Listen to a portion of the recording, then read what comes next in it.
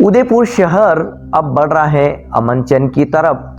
कन्हैयालाल हत्याकांड के बाद जैसे तैसे सभी ने यह स्वीकार किया कि हम उदयपुर शहर में दोबारा इस तरह की घटना नहीं होने देंगे, लेकिन देवराज के हत्याकांड ने सभी को सोचने पर मजबूर किया।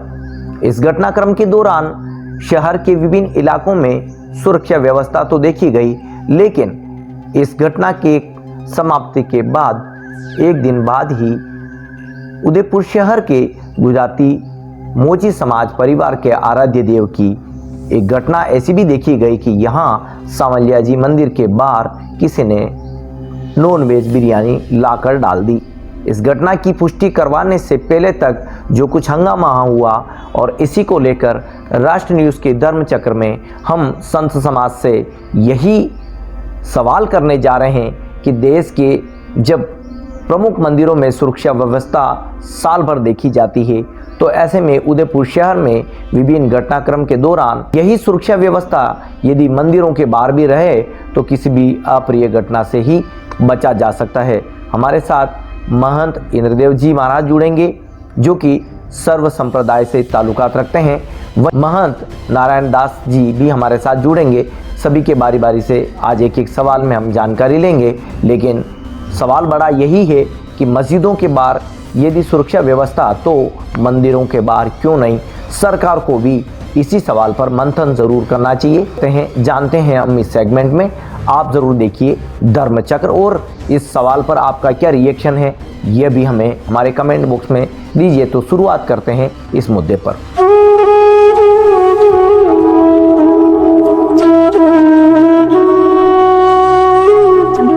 इस घटना के बाद हम पहली बार इसी मुद्दे की बात करने जा रहे हैं। महाराज जी, सबसे पहला सवाल तो यही कि उदयपुर शहर में अब शांति व्यवस्था है और यहाँ की लाइफलाइन है वो पटरी पर लौट रही है, लेकिन मंदिरों की सुरक्षा व्यवस्था को लेकर ही हम आपसे बात करते हैं। तो एक दिन पूर्व की जो ये घटना आई थी, इसको सबसे पहले आप कैसे देख रहे हैं? राष्ट्र न्यूज़ के धर्मचक्र में जैसा कि आपने यह मुद्दा उठाया, वास्तविक में यह मुद्दा जनहित का मुद्दा है। आप सभी उदयपुर के नागरिक जान रहे हैं कि आज से 2 वर्ष पूर्व कन्हैयालाल जी का विभत्स घटना में उनका हत्या कर दिया गया, और ये भी जानते हैं कि आज करीब करीब 2 वर्ष पूर्ण हो गए हैं, अभी तक कन्हैयालाल जी के हत्यारों को फांसी नहीं हुई है। 2 वर्ष के बाद ही उदयपुर में 16 अगस्त का देवराज की घटना ने सभी उदयपुर नगर निवासियों को झकझोर दिया कि जो कि उनका ही सहपाठी 15 वर्षीय बालक को जघन हत्या किया गया। मैं उदयपुर के शासन प्रशासन से मांग करता हूं कि जिस तरह से अन्य संप्रदायों के आप देवस्थान को आप सुरक्षा देते हैं, उसी तरह से सनातन धर्म में जो उदयपुर शहर में प्रमुख स्थान है, उस प्रमुख स्थान में भी सुरक्षा दिया जाए। जैसा कि राष्ट्र न्यूज़ आपके द्वारा ही मालूम हुआ कि मोचीबारा भटियानी चौहट्टा में कल की घटना हुई कि कोई नॉनवेज मंदिर के पास में ही फेंक दिया और माहौल गर्म हो गया। तो मैं साफ सुथरे शब्दों में कहता हूँ कि इसका पुरजोर तरीके से जांच होना चाहिए कि वास्तविक में वेज है या नॉन वेज है। अगर जो कोई नॉन वेज अगर जो मंदिर के बाहर में अगर जो फेंका जाता है, तो वास्तविक में सनातन धर्म के एक परमपिता परमात्मा मंदिर ही एक सहारा है। हम किसी के धर्म का हम अपमान नहीं कर सकते, और हम ये भी अपेक्षा रखते हैं कि किसी के धर्म कोई भी हमारे धर्म को अपमान ना करे। और हमें सभी संत समाज ने यह विचार भी किया है कि शासन और प्रशासन, मुख्यमंत्री, प्रधानमंत्री और जिला प्रशासन को एक सर्व संप्रदाय संत संस्थान की ओर से लेटर पैड दिया जाएगा ताकि इस तरह की घटना की पुनरावृत्ति ना हो। जैसा कि कल ज्ञापन आप कह रहे हैं? जी ज्ञापन देंगे। जैसा कि कल के उठावना में, देवराज जी के उठावना में, पंजाब के राज्यपाल महोदय परम आदरणीय गुलाब चंद जी कटारिया का भी उद्बोधन बहुत ही अच्छा था और मैं उनके बातों को संत समाज उनके बातों को समर्थन करता है कि एक बार आप सभी को बोले, चाहे कोई भी धर्म हो, जितने भी हथियार है जमा करवाएं आप।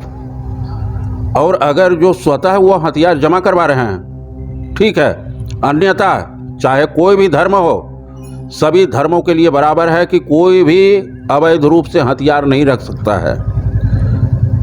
उसका सर्च करें, सर्च कर करके इस उदयपुर शहर को हथियार मुक्त करें ताकि पुनरावृत्ति यह हम अपने आँखों के सामने कितने देवराज और कितने कन्हैयालाल को जलते हुए देख सकते हैं। मैं पुनः प्रशासन से मांग करता हूं कि इसके विषय में आप कड़ी से कड़ी सज़ा का प्रावधान करें। और जहां तक बात है कि वयस्क और वयस्क की बात है, कानून को भी, जो लचर कानून है उसको पूर्ण रूप से कानून को, चाहे बच्चे तो हत्या कर रहा है आपका और कह रहे हैं कोई अवयस्क है उसको हम बाल सुधार गृह में भेजें, ये कभी नहीं हो सकता है। आप बाल सुधार गृह में जाने के बाद में वही बच्चा 10-20 बरस के बाद में बहुत बड़ा आतंकवादी बनेगा। इसलिए मैं सरकार से भी निवेदन करता हूं, प्रशासन से भी निवेदन करता हूं कि आप अविलंब वो 200-500 वर्ष का जो कानून है उसे कानून को रद्दी की टोकरी में फेंके और नए कानून बना करके, चाहे बच्चा हो, चाहे बूढ़े हो, चाहे जवान हो, अगर जो कोई क्राइम किया है तो वह फांसी का हकदार है, उसे फांसी दिया जाए ताकि समाज में किसी भी प्रकार से कोई विद्वेष फैले नहीं। मैं आपको बता रहा हूँ, यह सत्य बात है कि मेरे संत समाज को उद्वेलित कर करके रखा है इस घटना ने। महाराज जी, इस सवाल पे भी हम आते हैं। हम समझ सकते हैं आपकी पीड़ा। और देखिए दोस्तों, जब इस माहौल में हम बात करेंगे तो सभी लोगों के मन में इस देवराज की हत्याकांड को लेकर आक्रोश इसलिए है कि ये मानवता के खिलाफ कदम उठाया गया है। और जैसा कि पहले हमने महाराज जी से बात की तो महाराज जी ने साफ कहा कि ये तो संयोग नहीं, ये प्रयोग हुआ है।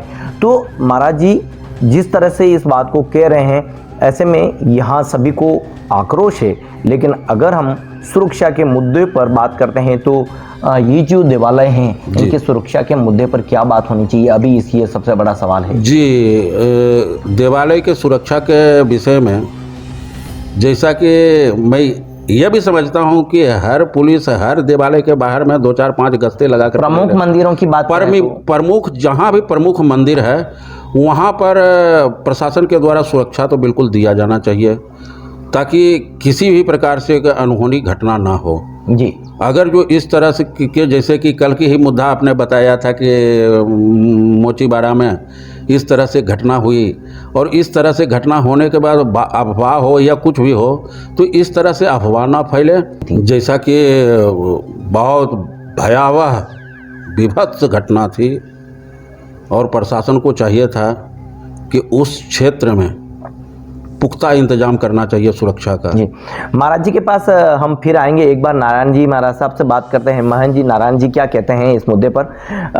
सर नहीं, ये बहुत ही देखो आज से नहीं है, ये काफ़ी सालों से ऐसी चीज़ें छोटी छोटी ये करते हुए आ रहे हैं। अभी ये देवराज जी का जो मैटर था, इससे पहले कन्हैयालाल जी वाला हुआ। उदयपुर एक शांत शहर था और धीरे धीरे इन लोगों ने ऐसा कर दिया उदयपुर का माहौल। अब कल की एक छोटी सी घटना को आप देखो, उसमें अफवाह फैलाने वाली बात देखो या किसी भी बात देखो, पर कुछ न कुछ बात हाँ। और ये आज से नहीं हो रहा है, ये जानबूझ के करो, कैसे भी करो, पर काफ़ी सालों से ये चीज़ें होती हुई आ रही है। कल की घटना का संत समाज इस घटना को लेकर बहुत ही आहत हुआ और हमारे पवित्र जो मंदिर, हम उसको धाम बोले, मंदिर बोले, आंतरिक जो आत्मा और आंतरिक शक्ति जो मिलती है हमें मंदिर से मिलती है, हम उसकी पवित्रता को कभी खंडित नहीं करते हैं। तो जितने भी सनातनी हैं उनको इस कल की घटना को लेकर बहुत आहत पहुंचा है और हम संत समाज इस घटना को लेके, जैसे महाराज जी ने बताया कि एक ज्ञापन देना है, तो हम प्रशासन से ज्ञापन देंगे। और जैसा कि आपने बोला मंदिरों की सुरक्षा की बात हुई, तो मंदिरों की सुरक्षा तो आपने दूसरी सुरक्षा भी दे रखी है, तो क्यों ना सनातन धर्म के लिए संत हमेशा तत्पर रहता है। कभी भी कोई बात आई तो संत हमेशा आगे जाके खड़ा नहीं, हम ये कह रहे हैं कि शहर के प्रमुख ऐसे स्थान हैं जहाँ पर हम मस्जिदों के और इस तरह के जो इनके स्थान बने हुए हैं वहाँ पर हम ये सुरक्षा देख रहे हैं जी। तो मुद्दा ये भी है कि जब अब एक मंदिर में इस तरह के अवशेष डालने की जानकारी सामने आ गई है जी। तो ये तो क्लियर हो गया कि कोई भी घटना होगी तो इस दौरान देवालय भी सुरक्षित नहीं रहेंगे जी। तो एहतियात के तौर पर और सावधानी के तौर पर यदि है शहर के प्रमुख मंदिरों के बाहर जी सुरक्षा कर्मी तैनात कर दिए जाए तो जी। ये इसमें आप क्या कहते हैं? ये हम संत समाज की मांग है कि जैसे आपने दूसरे धर्म वालों को जो भी सुरक्षा प्रोटेक्शन दे रखा है, तो हमारे मंदिरों के ऊपर भी जो मुख्य मंदिर है जहाँ लोगों का आना जाना रहता है, तो किसी न किसी प्रकार की कोई अनहोनी ना हो। तो ये आपका बहुत बढ़िया सुझाव है और हम मीडिया के माध्यम से प्रशासन से भी मांग करते हैं कि हमें हमारी सुरक्षा दी जाए। जो उदयपुर के मुख्य मंदिर है, उदयपुर के अलावा भी कहीं और अच्छे मुख्य मंदिर हैं, वहाँ आप सुरक्षा दीजिए। जी देखिए दोस्तों, बात जब धर्म चक्र में हो रही है और सनातन धर्म की बात हो रही है तो यहाँ पर सनातन धर्म की बात हो रही है तो यहाँ पर सनातन धर्म से जुड़े हुए देवालय की सुरक्षा कवच की बात ज़रूर होनी चाहिए और इसी मुद्दे पर हम बात कर रहे हैं। जैसे उदयपुर में प्रमुख मंदिर प्रशासन को भी पता है कि अमुक आयोजन होते रहते हैं और आपके पास प्रशासन के पास में भी लिस्ट वगैरह है, तो जैसे भी आपको जैसे सुझाव लगे कि भाई इन मंदिरों को हमें सुरक्षा देनी चाहिए, उनको सब जगह तो सुरक्षा दे नहीं पाएंगे, हर गली मोहल्ले में तो सुरक्षा हो नहीं सकती, पर हमारे उदयपुर के जो प्रमुख मंदिर है जहाँ सुरक्षा की ज़रूरत है या वहाँ आप सुरक्षा प्रदान करिए। जी, अब एक सबसे बड़ी बात आ रही कि कोई भी असामाजिक तत्व किसी भी तरह की बात को अंजाम दे सकता है जी। तो ऐसे में कम से कम हमारे जो देवालय है, छोटे से छोटे मंदिर क्यों ना हो, कम से कम इतना तो हो ही सकता है कि एक सीसीटीवी और इस तरह की बात तो हो ही सकती है। कोई अगर सीसीटीवी लग जाए, मंदिर का अगर परिसर कहीं खाली पड़ा तो उसको प्रॉपर बैरिकेड किया जाए या फिर उसके कोई जाली वाली व्यवस्था हो जाए, क्या कहते हैं? इस तरह के स्टेप पर भी आपका क्या कहते हैं? बिल्कुल, आपका बहुत बढ़िया सुझाव है। इसमें भी प्रशासन को ध्यान देना चाहिए कि जो ऐसे पुरातत्व विभाग के भी मंदिर पड़े हुए हैं और ऐसे बहुत से हेरिटेज जगह ऐसी पड़ी हुई है जहाँ असामाजिक तत्व वगैरह बैठे रहते हैं, तो वहाँ की सुरक्षा प्रदान कीजिए।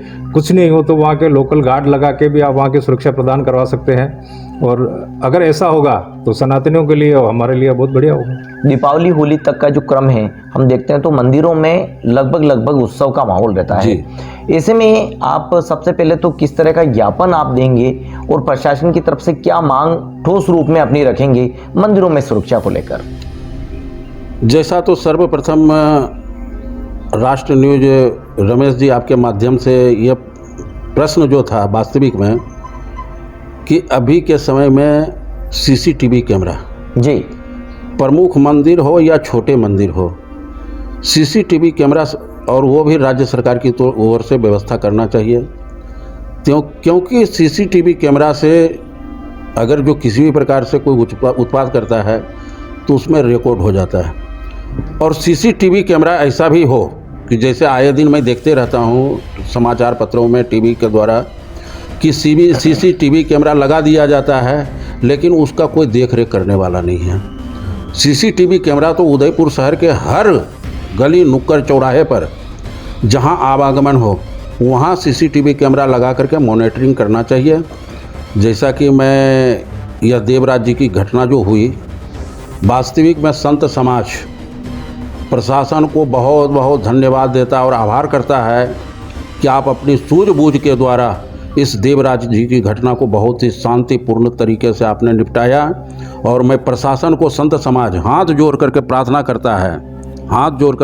करता है कि राज्य सरकार से भी संत समाज निवेदन करता है और इस विषय में मेरा विचार है कि संत समाज, सर्व संप्रदाय संत संस्थान के विभिन्न पदाधिकारी, मुख्यमंत्री जी से भी समय लेकर के चर्चा करने का विषय है कि माननीय मुख्यमंत्री जी, हम कितने दिन तक देवराज जी जैसे और कन्हैया लाल जी जैसे अपने सामने में हम कंधे पर तोप कर करके ले जाएंगे स्मशान घाट में जलते हुए, कब तक देखेंगे हम। तो इसके विषय में कड़ी से कड़ी सुरक्षा किया जाए, कड़ी से कड़ी जिम्मेदारी निभाते हुए प्रशासन विभाग हर संप्रदाय के जो वांछित लोग हैं उनका घर सर्च किया जाए और अपराध मुक्त इस भारत वर्ष में उदयपुर शहर को अपराध मुक्त करें, ताकि देश दुनिया में अच्छा संदेश जाए। जिस तरह से पर्यटन की दृष्टि से एशिया का शायद पहला या दूसरा स्थान उदयपुर है।